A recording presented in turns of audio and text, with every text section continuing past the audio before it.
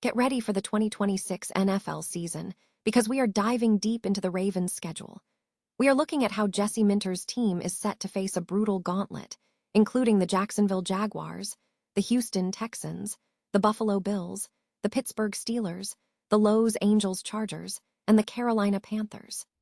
We break down exactly what this demanding schedule means for the Baltimore Ravens as they prepare for the upcoming season.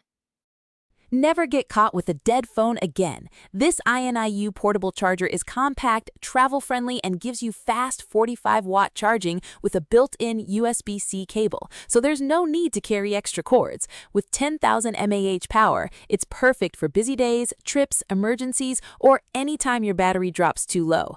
Grab yours on Amazon through the link in the comments before your phone hits 1%. Next up, we're exploring the massive roster churn happening with the Baltimore Ravens. We look at the recent moves, like the signing of defensive lineman Calais Campbell, and what that means for general manager Eric DeCosta as he tries to solidify the roster and navigate the salary cap challenges ahead. Then we shift focus to the offense. We analyze the situation with Zay Flowers, the Ravens' #1 wide receiver, and whether his role and contract align with the evolving pass game. We examine the metrics and projections to see if this impact receiver is positioned for a true top-tier contract. Finally, we look at the quarterback competition as the Ravens challenge polarizing Vanderbilt QB Diego Pavia to show us what you can do. Find out what head coach Jesse Minter is looking for in this young arm and whether this development path is the key to the Ravens' future. Stay with us for the rest of the news. The Baltimore Ravens are gearing up for a demanding 2026 NFL season, facing a gauntlet of top contenders as the league prepares for the schedule reveal. With the 2026 regular season now complete, Baltimore's opponents are set to be one of the most challenging in the league, featuring juggernauts from the NFC South and AFC South, alongside the second-place finishers from the AFC West, NFC East, and AFC East. The projected schedule for the Ravens includes matchups against the Jacksonville Jaguars, Houston Texans, Buffalo Bills, Pittsburgh Steelers, Los Angeles Chargers, and Carolina Panthers. These opponents represent high-caliber teams, each with a notable recent performance. The Jaguars secured the AFC South title before falling in the wild card, while the Texans finished second in the AFC South. The Buffalo Bills finished second in the AFC East, and the Pittsburgh Steelers, ushering in a new era after Mike Tomlin's departure, finished first in the AFC North. The schedule also includes matchups against other contenders such as the Cincinnati Bengals, Cleveland Browns, Atlanta Falcons, Indianapolis Colts, and Dallas Cowboys. The Ravens will also face the Tampa Bay Buccaneers and the Los Angeles Chargers. Regarding the NFL Draft, the Ravens are slated to face 12 first-round picks in the 2026 NFL Draft. The draft projections include players like Carnell Tate, pick 4, Jordan Tyson, pick 8, Spencer Fano, pick 9, Caleb Downs, pick 11, Ruben Bain, Jr. Pick 15, Monroe Freeling, pick 19, Max Ihinacher, pick 21, Akeem Mesidor, pick 22, Malachi Lawrence, pick 23, KC Conception, pick 24, Keelan Ruddle, pick 26, Keldrick Falk, pick 31, and others. Key non-division games for Baltimore are set against the Jacksonville Jaguars, Buffalo Bills, Dallas Cowboys, the Los Angeles Chargers, and the Houston Texans. While the official schedule with dates and times will be unveiled in the spring, the league has already announced next year's opponents, setting the stage for a highly competitive season for the Ravens. The Baltimore Ravens are undergoing a significant roster churn, with recent signings like veteran Skylar Thompson and defensive lineman Calais Campbell pushing the 90-man roster to capacity. This necessitates departures and forces general manager Eric DeCosta to make difficult decisions regarding veteran additions and future roster construction. The immediate priority for DeCosta is securing a starting center, but free agent options are minimal, suggesting a trade is the more probable path to replace Tyler Linderbaum. Beyond center, the team is evaluating several positions where a proven veteran could be beneficial, though the salary cap presents constraints. For the #3 running back competition, While options like Najee Harris and Nick Chubb exist, the Ravens have sufficient depth, making an urgent move unlikely unless injuries strike or current young players fail to impress. In the passing game, concerns linger after Zay Flowers, with Rashad Bateman struggling and other rookies showing inconsistent production. Adding a high-profile veteran could disrupt chemistry, leading the team to focus on evaluating young receivers before making a move. A critical area of focus is the starting tackle position. With Ronnie Stanley nearing the end of his career, a proven veteran is highly desirable to provide a reliable backup should Stanley or Roger Rosengart face injury, while developmental prospects like Carson Vinson and Emory Jones Jr. exist. The team's historical preference for veteran stability in this role suggests an addition is plausible. Perhaps the toughest decision involves bolstering the pass rush. While options like Jadeveon Clowney are available, adding another veteran might impede the development of young edge rushers like Mike Green and Adisa Isaac. DaCosta faces a dilemma balancing immediate pass rush needs against long-term player development. Finally, the safety depth chart presents an opportunity.